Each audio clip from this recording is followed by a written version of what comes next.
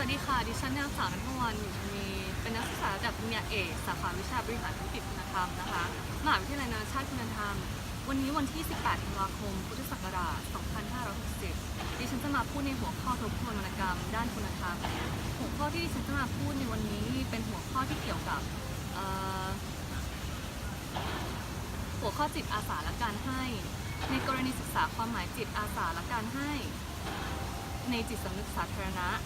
พร้อมองค์กรร่วมในประเทศและต่างประเทศจิตสำนึกสาธารณะ public consciousness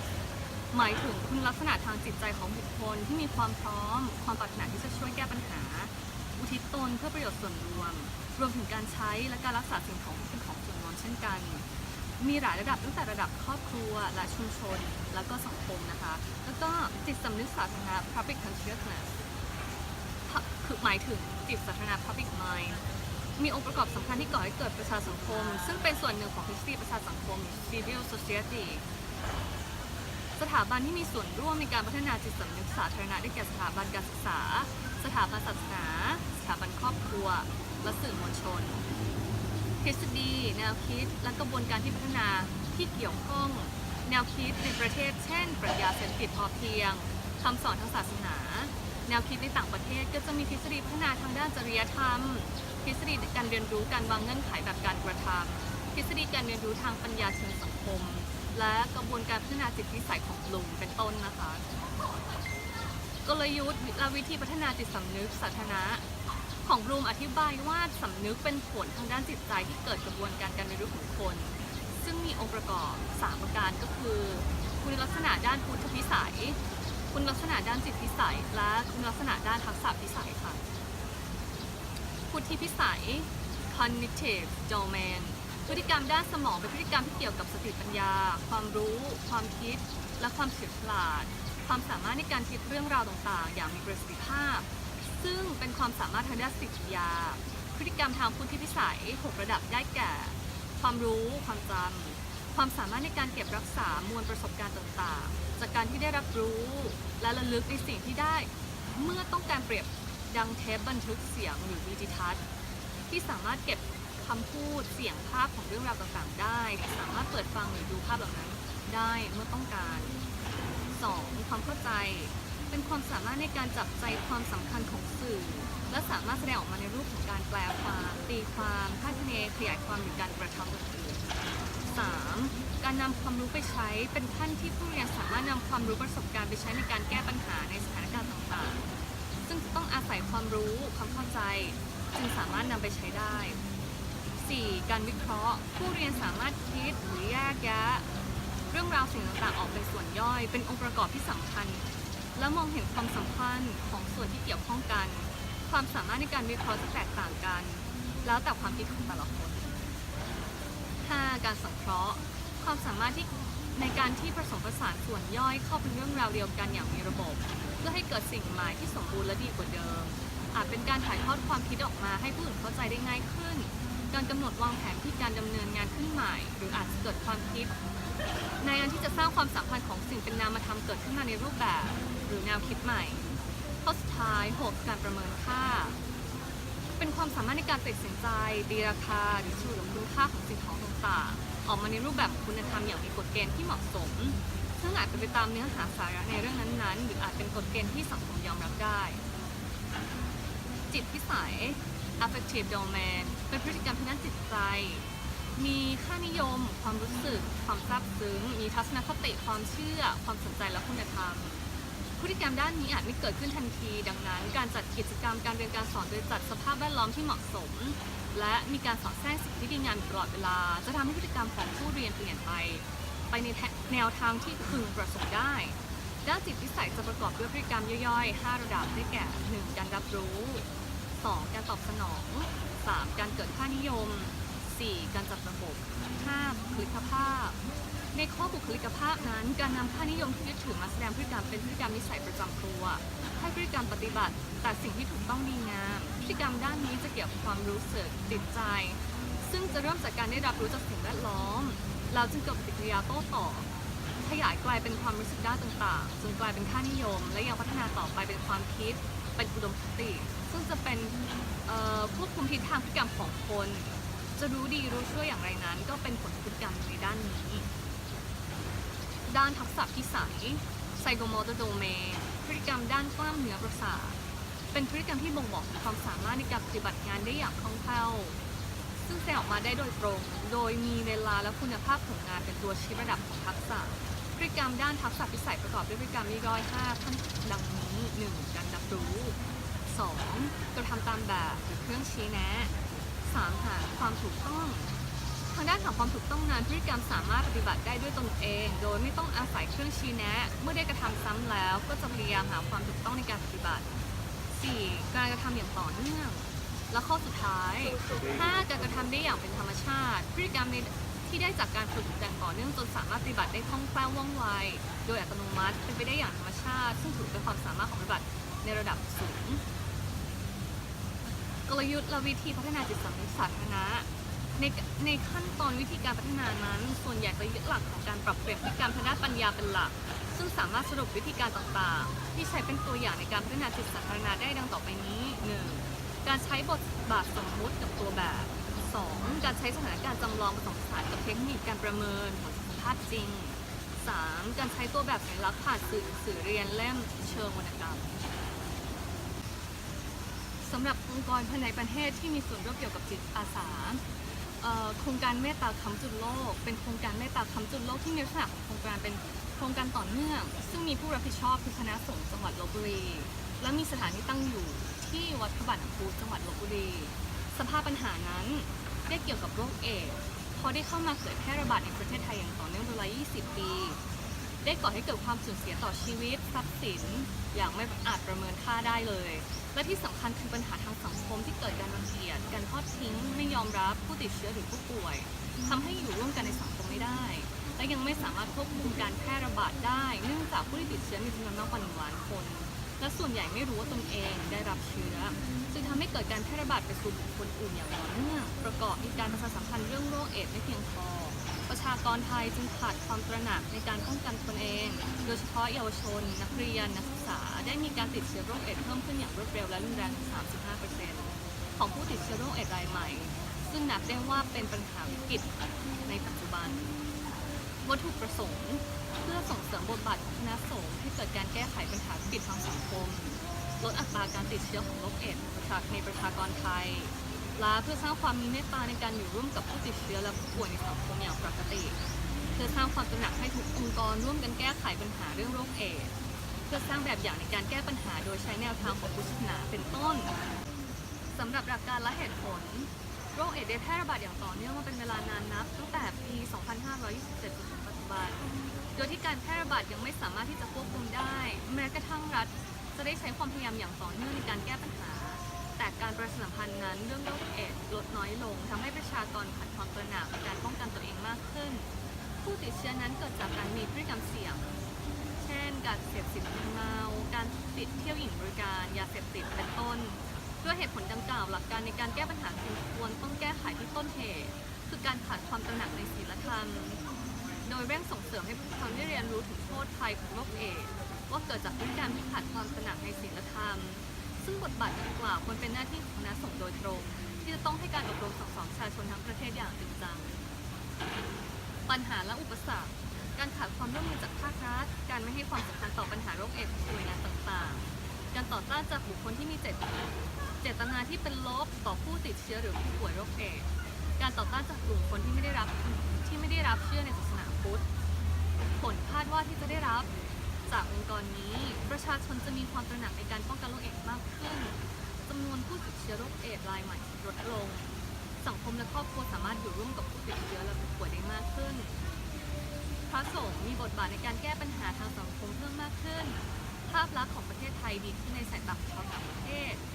สังคมให้ความช่วยเหลือผู้ติดเชื้อและผู้ป่วยโรคเอดส์มากขึ้นและองค์กรต่างๆให้ความสำคัญในการแก้ปัญหาโรคเอดส์มากขึ้นเช่นกัน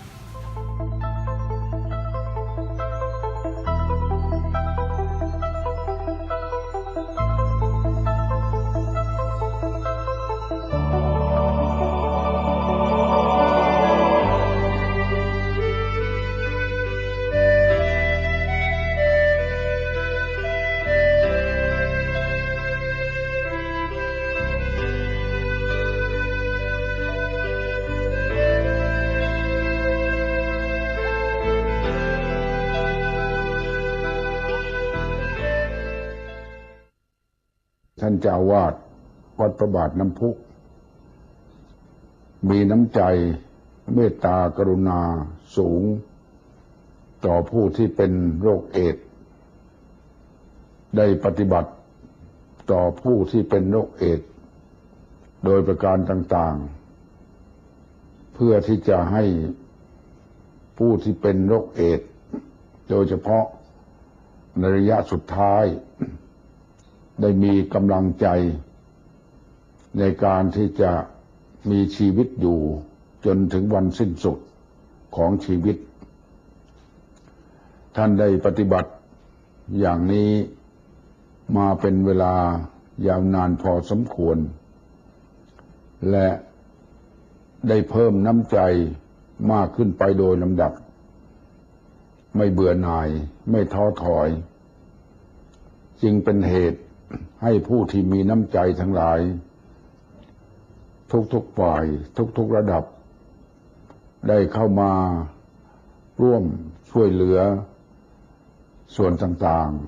ๆตามที่สามารถจะช่วยเหลือได้จึงเป็นที่อนุโมทนาสาธุการอย่างยิ่งที่ท่านพระครูวัดพระบาทน้ำพุท่านได้เอาใจใส่ในเรื่องนี้เป็นอย่างมากส่วนพระสงฆ์ทั่วไปที่มีความสนใจเรื่องที่จะช่วยเหลือผู้เป็นโรคเอดส์ก็สามารถที่จะแสดงน้ำใจได้โดยวิธีต่างๆเช่นไปร่วมกันปฏิบัติงานเกี่ยวกับผู้ที่ป่วยเป็นโรคเอดส์ที่วัดพระบาทน้ำพุเป็นต้นซึ่งพระสงฆ์ที่ปฏิบัติเช่นนี้เป็นการปฏิบัติตามที่องค์สมเด็จพระสัมมาสัมพุทธเจ้าได้ตรัสสอนไว้ว่าให้พระสงฆ์สาวกของพระองค์ได้ช่วยเหลือเกื้อกูลต่อคนทั้งหลายหมู่มากต่อชาวโลกพระพุทธองค์ได้ทรงปฏิบัติด้วยพระองค์เองในคราวที่พระภิกษุป่วยไข้เป็นโรคฝีดาษพระพุทธองค์ได้ทรงดูแลพยาบาลด้วยพระองค์เองเป็นพระพุทธจริยาประสงค์สาวกในพระศาสนานี้สืบมาจนถึงปัจจุบันก็ยังคงมีปฏิบัติตามพระพุทธจริยาตามพระพุทธโอวาทนั้นโดยเฉพาะท่านพระครูเจ้าวาดวัดพระบาทน้ำพุจึงเป็นที่น่าดีใจว่าพระสงฆ์ในประเทศไทยมีน้ำใจต่อผู้ที่ป่วยเป็นโรคเอดส์ ไม่ปล่อยให้ไปตามยถากรรมและช่วยอย่างถูกต้องที่สำคัญก็คือช่วยให้กำลังใจโดยการแนะวิธีปฏิบัติที่ไม่ลำบากสำหรับผู้ป่วยเป็นโรคเอดส์ให้ได้มีที่พึ่งในทางใจในวาระสุดท้ายก่อนที่จะตาย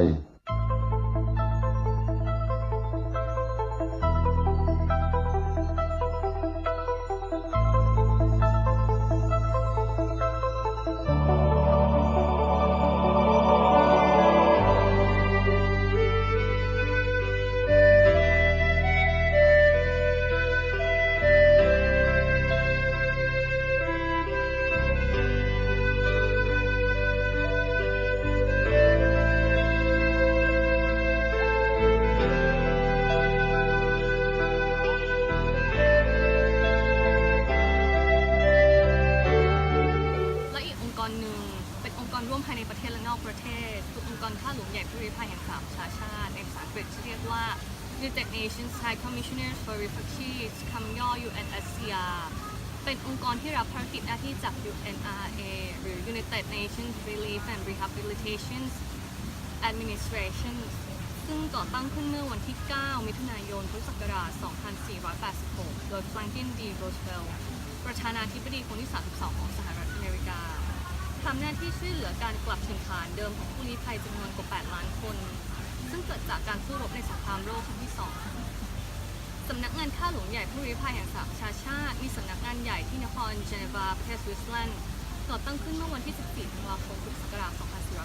2493 โดยสมัชชาใหญ่แห่งสหประชาชาติภารกิจหลักก็คือการปกป้องและสนับสนุนในกิจการที่เกี่ยวข้องกับผู้ลี้ภัยทั่วโลกตามข้อเรียกร้องของรัฐบาลในแต่ละประเทศข้อเรียกร้องของสหประชาชาตินอกจากนี้สำนักงานยังมีหน้าที่สำคัญในการส่งผู้ลี้ภัยกลับประเทศตนเองหรือประเทศที่ 3 เพื่อตั้งถิ่นฐานใหม่สำนักงานมีภารกิจหลักคือเป็นผู้นำและประสานงานในการรวบรวมความช่วยเหลือจากนานาประเทศเพื่อปกป้องและแก้ไขปัญหาผู้ลี้ภัยทั่วโลกและการปกป้องสิทธิขั้นพื้นฐานของผู้ลี้ภัยโดยเฉพาะสิทธิที่อาศัยอยู่อย่างปลอดภัยในรัฐอื่นๆเพื่อเตรียมพร้อมสำหรับทางออกที่ยั่งยืนซึ่งได้แก่การเดินทางกลับภูมิลำเนาเดิมโดยสมัครใจการตั้งถิ่นฐานในรัฐผู้รับหรือการไปตั้งถิ่นฐานในประเทศที่ 3และภารกิจที่ตามมาก็คือการปกป้องและให้ความช่วยเหลือตามหลักมนุษยธรรมแก่บุคคลในความห่วงใยกลุ่มอื่นๆซึ่งได้แก่ผู้แสวงหาที่พักพิงผู้พักถิ่นฐานภายในประเทศผู้ไร้รัฐและผู้เดินทางกลับประเทศต้นทางภารกิจของสำนักงานนี้ในขณะนี้มักจะอยู่ในประเทศที่ยังคงมีสถานการณ์ทางการเมืองที่ไม่ปกติและประเทศใกล้เคียงเช่นเลบานอนซูดานอิรักอัฟกานิสถานเคนยาอย่างไรก็ตามสำนักงานนี้ยังมีภารกิจครอบคลุมไปถึงผู้ที่หนีภัยจากการประหารและผู้ที่พลัดถิ่นอันเนื่องมาจากภัยพิบัติอีกด้วยสำนักงานมีระดับคุณค่าในประเทศไทยอาคารสำนักงานสหประชาชาติข้าหลวงใหญ่ผู้ลี้ภัยแห่งสหประชาชาติคนปัจจุบันคือนายฟิลิปโปแกนจีนักการทูตชาวอิตาลีและประธานคณะกรรมการบริหารสำนักงานคนปัจจุบันได้แก่นายคาร์สเตนสโตร์เอกอัครราชทูตอาณาจักรเดนมาร์กประจำสำนักงานสหประชาชาติในนครเจนีวาสำนักงานข้าหลวงใหญ่ผู้ลี้ภัยแห่งสหประชาชาติถูกจัดตั้งขึ้นด้วยองค์กรสหประชาชาติเพื่อเป็นผู้นำในการดำเนินงานระหว่างประเทศเพื่อการคุ้มครองผู้ลี้ภัยและหาทางออกให้กับปัญหาผู้ลี้ภัยทั่วโลกเป้าหมายหลักของ UNHCR คือการคุ้มครองสิทธิและความเป็นอยู่ของผู้ลี้ภัยโดยการทำงานเพื่อบรรลุเป้าหมายนี้เราต้องมั่นใจได้ว่าทุกคนมีสิทธิที่จะยื่นขอลี้ภัยเพื่อหาความปลอดภัยที่ประเทศอื่นหรือเพื่อกลับบ้านโดยสมัครใจ UNHCR ยังค้นหาทางออกในระยะยาวเพื่อช่วยเหลือผู้ลี้ภัยให้สามารถเดินทางกลับประเทศของตนเพื่อตั้งถิ่นฐานใหม่ในประเทศที่ 3 ได้คณะกรรมการบริหารของหน่วยงานนี้และสมาชิกองค์กรสหประชาชาติได้ให้สิทธิสำหรับกลุ่มบุคคลอื่นด้วยซึ่งรวมถึงอดีตผู้ลี้ภัยที่ได้เดินทางกลับบ้านของตนเรียบร้อยแล้วผู้ที่พัดถิ่นในประเทศตนเองและบุคคลไร้สัญชาติที่ไม่มีสัญชาติที่แน่นอน UNHCR ยังหาวิธีการเพื่อลดปัญหาของการถูกบังคับให้พลัดถิ่นโดยการสนับสนุนให้ประเทศรวมถึงหน่วยงานต่างๆของรัฐร่วมมือกันในการสร้างเงื่อนไขที่เอื้อต่อการคุ้มครองสิทธิมนุษยชนและแนวทางแห่งสันติของข้อพิพาทโดยในการดำเนินงานนั้นได้ให้ความสำคัญอย่างยิ่งกับความต้องการของเด็กและการส่งเสริมสิทธิความเท่าเทียมของผู้หญิงและเด็กผู้หญิงเราทำงานร่วมกับรัฐบาลหน่วยงานระดับภูมิภาคองค์กรระหว่างประเทศและ NGO เรามีความมุ่งมั่นในหลักการของการมีส่วนร่วมและเชื่อว่าผู้ลี้ภัยคนอื่นได้รับประโยชน์จากการดำเนินงานขององค์กรควรที่จะได้รับการปรึกษาในกระบวนการตัดสินใจที่มีผลต่อชีวิตของพวกเขาสำนักงานข้าหลวงใหญ่แห่งผู้ลี้ภัยสหประชาชาติหรือ UNHCR ก่อตั้งขึ้นวันที่ 14 ธันวาคมโดยสมาชิกแห่งสหประชาชาติเพื่อช่วยเหลือชาวยุโรปพลัดถิ่นที่ได้รับผลกระทบจากสงครามโลกครั้งที่ 2 ถึง 65.3 ล้านคนคือจำนวนของบุคคลในความห่วงใยทั้งหมดของ UNHCR ข้อมูลนี้เป็นข้อมูลในปีพุทธศักราช 2560 โดยมี 128 แห่งเป็นจำนวนที่ประเทศที่มีเจ้าหน้าที่ของ UNHCR คอยลงพื้นที่ทำงานและมีพนักงานที่คอยช่วยเหลือจำนวน 1,800 คน UNHCR ทั่วโลกคืออัตราส่วนของเจ้าหน้าที่ต่อบุคคลในความห่วงใยประเทศไทยได้ทำงานร่วมกับรัฐบาลและองค์กรเอกชน NGO คือองค์กรที่ไม่แสวงหาผลกำไรเพื่อให้ความช่วยเหลือและให้ความคุ้มครองผู้ลี้ภัยที่พักพิงในค่ายพักพิงชั่วคราวในประเทศตามคำเชิญของรัฐบาลในปีพุทธศักราช 2518 อย่างต่อเนื่องจนถึงปัจจุบันสำนักงานข้าหลวงใหญ่ผู้ลี้ภัยแห่งสหประชาชาติได้เริ่มทำงานในประเทศไทยตั้งแต่ปีพุทธศักราช 2518 และได้รับรางวัลโนเบลสาขาสันติภาพเป็นครั้งที่ 2 ในปี 2524 ส่วนหนึ่งเป็นเพราะการทำงานทางด้านมนุษยธรรมในช่วงวิกฤตผู้ลี้ภัยโดยทางเรือจากสงครามอินโดจีนที่ส่งผลกระทบต่อประเทศไทยและทั่วทั้งภูมิภาคเอเชียตะวันออกเฉียงใต้ ปัจจุบันประเทศไทยให้ที่พักพิงปลอดภัยให้แก่ผู้ลี้ภัยจากประเทศเมียนมาราว 99,000 คนในพื้นที่พักพิงชั่วคราว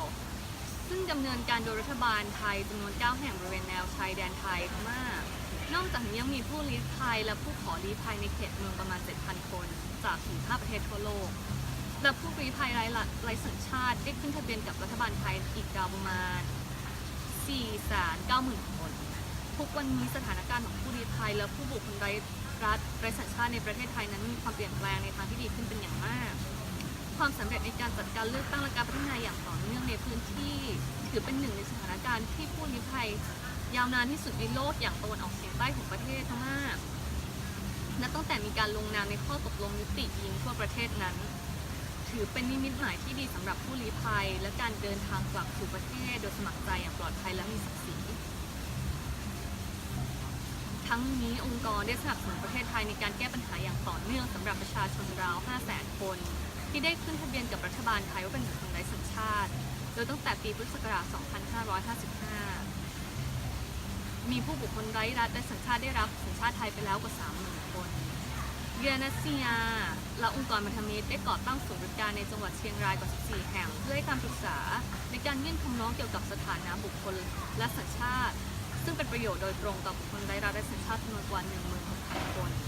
นอกจากนี้ประเทศไทยได้เข้าร่วมองค์การ I Belong ของเยนัสเซียเพื่อรณรงค์ยุติความไร้รัฐและสัญชาติในปีพุทธศักราช 2567 และก้าวขึ้นมาเป็นหนึ่งในผู้นำของกลุ่ม Friends of the Campaign ของโครงการนี้อันเป็นการเน้นย้ำความมุ่งมั่นในการทำงานในระดับประเทศและบทบาทผู้นำเพื่อแก้ปัญหาภาวะไร้รัฐและสัญชาติและปัญหาผู้ลี้ภัยในระดับภูมิภาคและระดับนานาชาติในขณะที่โลกของเรากำลังเผชิญกับความขัดแย้งในระดับที่ไม่เคยมีมาก่อนทำให้ผู้ชุมนุมพลัดถิ่นและผู้ลี้ภัยเพิ่มมากขึ้นเรื่อยๆในประเทศไทยองค์กร UNHCR มีเจ้าหน้าที่ชาวไทยและชาวต่างชาติราว 180 คนซึ่งส่วนหนึ่งทำงานให้กับสำนักงานในกรุงเทพและมากกว่าครึ่งทำงานอยู่ในพื้นที่พักพิงชั่วคราวในกาญจนบุรีแม่ฮ่องสอนแม่เสรียงและแม่สอด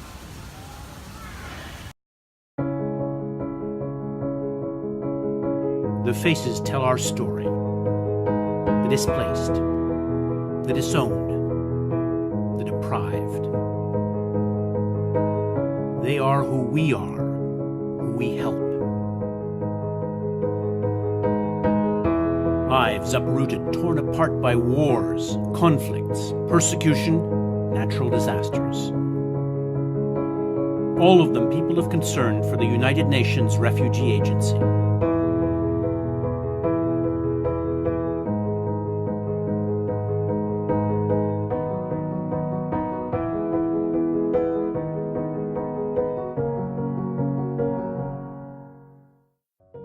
The Second World War left nations torn apart and refugees fleeing their homelands. More than 1 million of them. Governments needed help. The crisis needed coordination. In December 1950, the Office of the United Nations High Commissioner for Refugees was established. In July 1951, the United Nations Convention relating to the status of refugees was adopted. A refugee is someone outside his or her own country and unable to return as a result of a well-founded fear of persecution on grounds of race, religion, nationality, political opinion, or membership of a social group. Its founders thought UNHCR's task would take just 3 years. They were wrong. In 1956, Hungarians rose up against Soviet occupation and were crushed. 200,000 people fled their country. It was UNHCR's first emergency. The 1960s saw decolonization in Africa and wars. Independence wars, civil wars, border wars. Hundreds of thousands were forced to flee. Refugees were no longer just a post-World War European issue. They could be found across the world. And so the legal foundation guiding UNHCR's work was changed in the 1967 protocol. It would have global responsibility for refugees. In the 1970s, the spotlight of conflict shone on Latin America and Asia. In the 1980s and 1990s, new wars erupted in Africa, the Middle East, Southern Europe.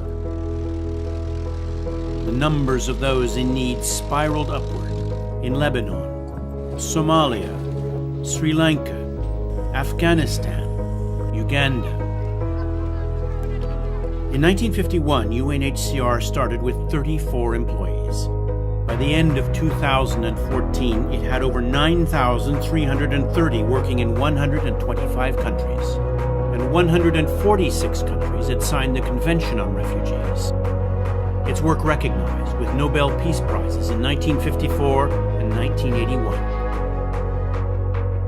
At the end of the 20th century, in a world of civil wars, ethnic conflict, natural disasters, there were new victims. Driven from their homes but not their countries.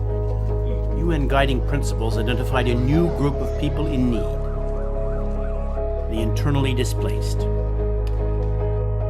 Internally displaced persons are persons or groups of persons who have been forced or obliged to flee or to leave their homes or places of habitual residence, in particular as a result of or in order to avoid the effects of armed conflict, situations of generalized violence, violations of human rights or natural or human-made disasters, and who have not crossed an internationally recognized state border.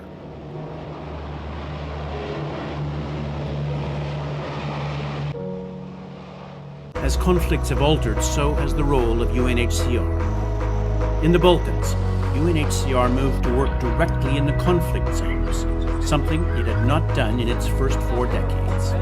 It continues to do so to this day. In the new century, the world now has the highest number of refugees and internally displaced since World War II. Nearly 60 million. There are long, bitter wars in Somalia and Afghanistan, strife in Central African Republic, Nigeria, South Sudan, Yemen, Libya, and in Syria, a country fractured. 4 million refugees have fled to nearby countries. Over 7 million are internally displaced. And at sea, thousands of lives lost. Syrians, Somalis, Eritreans, Ethiopians, all in search of a safer life. The challenges grow alarmingly. UNHCR, over 60 years after its birth, will face them all, innovating and adapting and counting on a protection mandate that is one of the strongest in international law. Partnerships with over 900 other agencies and strong support from donors, governments, and people like you.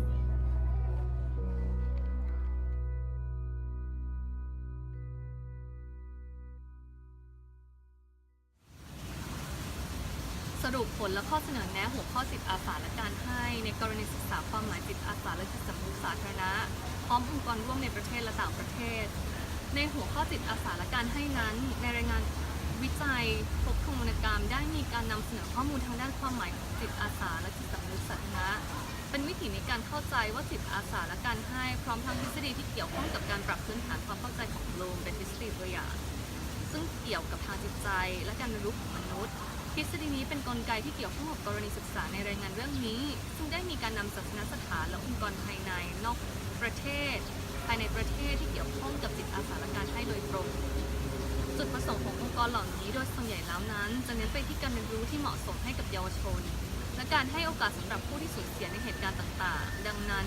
เพื่อเข้าใจในความหมายของจิตอาสาและการให้อย่างถ่องแท้ผู้วิจัยต้องการที่จะนำเสนอแนะและแนวทางที่เกี่ยวกับการพัฒนาทางด้านจิตใจและมุ่งตรงไปที่ปัญหาโดยเฉพาะเพื่อการแก้ไขปัญหาที่เกิดขึ้นได้อย่างถูกต้องในมุมมองของจิตอาสาและการให้เพื่อความเป็นอยู่ของสังคมที่ดีขึ้นขอบคุณค่ะ